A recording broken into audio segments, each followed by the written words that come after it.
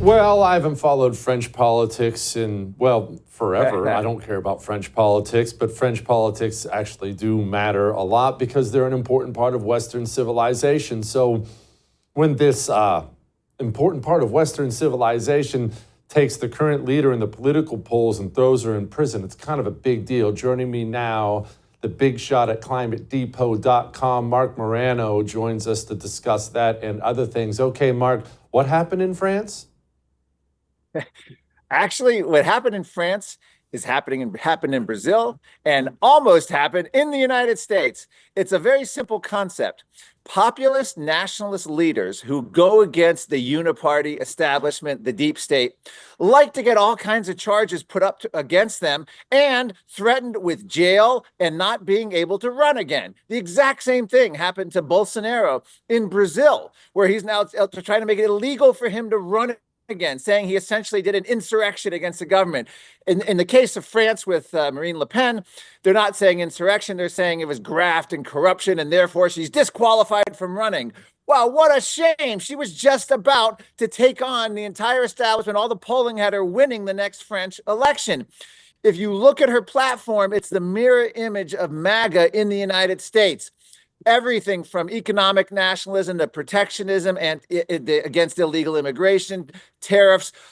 She was essentially, as close as you're going to get, the European counterpart to Donald Trump. They don't want her to be able to run. Think back in the United States with, was it the Colorado judge who ruled that Donald Trump couldn't have his name on the ballot, and the whole idea of the convicted felon, they were going after him in every way.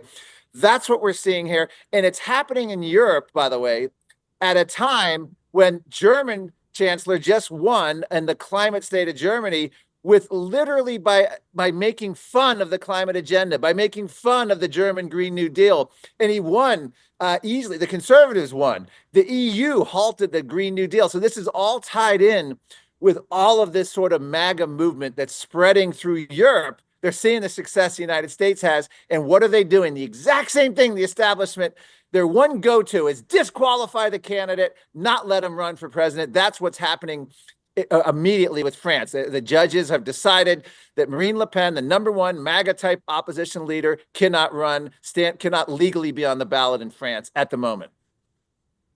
Marc, one thing that's so striking about this is the boldness of these evil people. Anybody with two eyes and two ears can see what's happening here. It's so obvious, just like it was so obvious here in the United States of America. I'm not even pointing fingers at France, and yet they don't stop. They can't stop. Well, here's the thing that's so fascinating is they have and have traditionally held all the organs of power, meaning the legislative, the judicial. There's always been opposition, smaller parties, particularly in Europe, is the case. So they're just used to this. They're used to calling in favors. They're used to getting the prosecutors to file absurd charges. They're used to getting the judges to rule their way. Their kids went to school with the judges' kids. They're all from the same ruling class party, particularly more embedded in France than it ever was in the United States. And so it's amazing. This is the 1-2 thing they go through. They can't defeat you at the ballot box. They'll disqualify you at the ballot box. And Americans don't need to know anything about French politics. All they need to know is this is exactly what they tried to do to Donald Trump, what they're trying to do to Bolsonaro in Brazil. And by the way, in France, they have a long history. I think there's like 3 examples in the last 10 or 15 years of conservative prime ministers, at least right of center in France, who have been similarly disqualified from running. So it's old hat there. They don't like your politics. They can't stop you a traditional way, or they can't buy you off or co-opt you. Then they're going to disqualify you.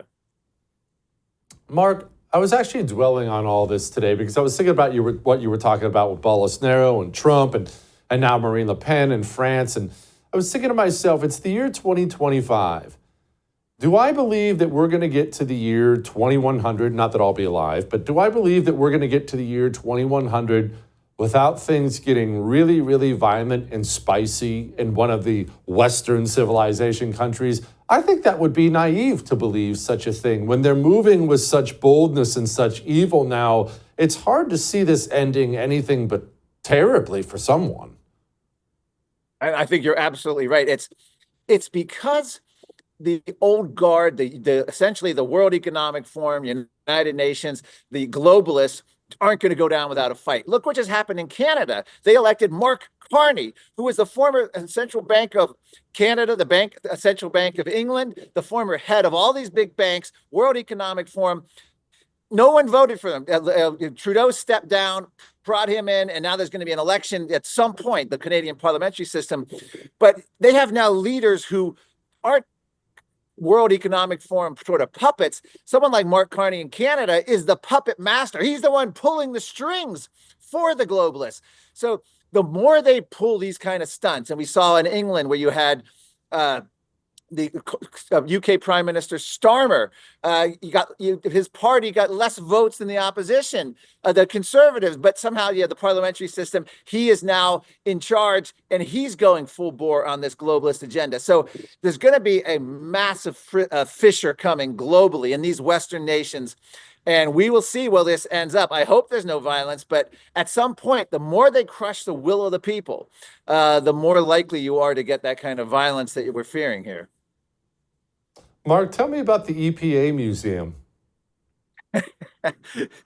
This was, I follow the EPA. I've talked to people who were considered for the job of EPA administrator. No one even knew this place existed. It only existed for 9 months. Right in Washington, D.C., right in the EPA headquarters in the bottom of the museum. $315 per day visitors to this museum.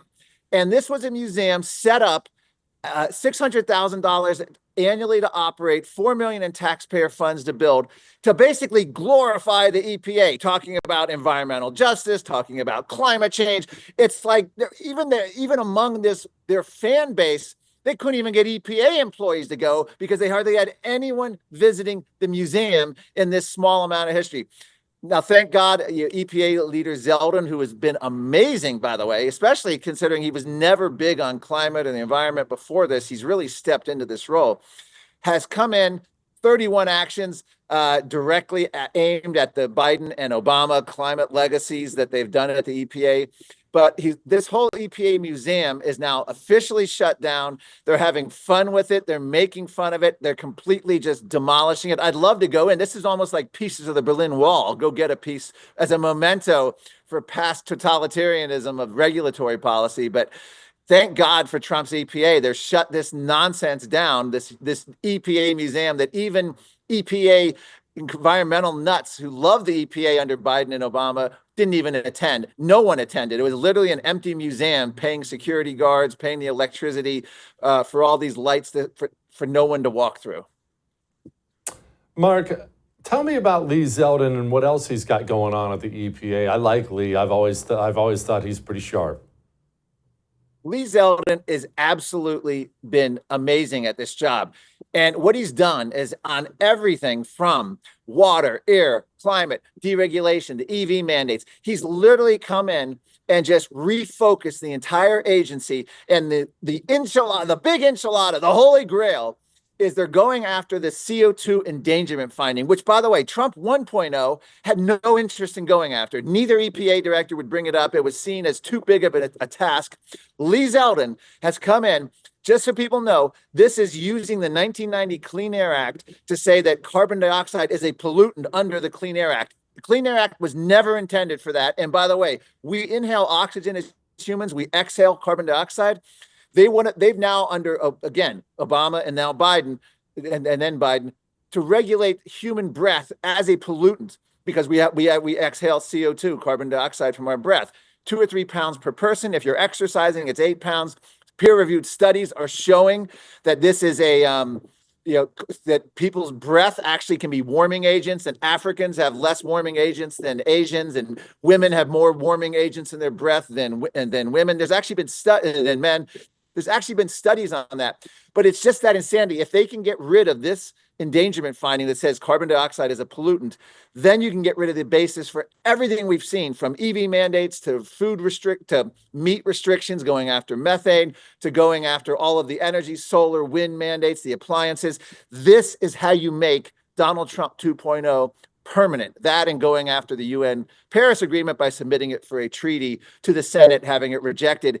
The whole goal is the next Democrat president, or God forbid, a President Nikki Haley or someone like that, can't come in and get us all back in the UN and can't get us all back into climate regulation. They're trying to make permanent changes. And that is where we need to salute Donald Trump 2.0, salute Lee Zeldin, and salute the EPA with just the initial 31 actions that they've come out with here on everything, reversing the Biden-Obama legacies. President Nikki Haley. Ugh, don't speak that evil on this show, Mark. Okay. All right. Tell me, when am I going to start seeing it in my wallet, Mark? I mean, I'm talking about the changes at the EPA. Is my power bill going to go down, or when are these things coming? That's a great question. You know, there's a contrary force at play here. It's, you could argue, and I think Donald Trump would, that in order to make a beautiful omelet, you've got to break a lot of eggs. So right now, even energy prices are beholden, because gas prices haven't changed much, and even energy prices overall haven't, to Donald Trump's tariff war. He's trying to reset the global trade. So just, was it this morning or late yesterday, he's talking about 25% tariffs on Russian energy, going after different companies with all the economic, because of this economic sort of disruption and trying to make the beautiful omelet. I don't think we're going to see a lot of prices going down. At some point, Donald Trump, maybe in a month, maybe in 3 months, is going to settle down with a more stable economic policy, I think. And then I think we'll see prices coming, because all the indicators should be there. Everything he's done has opened up the futures market for energy, investment, the deregulatory landscape, which he's done, and getting rid of all the even gas-powered car bans. So it's all set to start booming, and therefore the futures market, which is what sets the energy prices, essentially how they feel about the prices in the future, things are going to come down. But we have other economic factors, and I do think the tariff war, until he gets that stabilized, is going to interfere with just consumer prices and inflation overall. And in fact, we might see prices go up in the short term until Donald Trump settles this. And he's having great success with a lot of different countries, Colombia, battling Europe, Canada. And again, this is not like, oh, we're going to be stuck with tariffs or 25%. But what he's doing is he's resetting the entire trading agreements that we have, which is something that no president has even attempted. So yes, it's going to take a little longer than I think most experts predicted, but I'm hoping within 3 to 6 months, you'll start seeing it, the energy policies come through, even overwhelming whatever is going on with tariffs.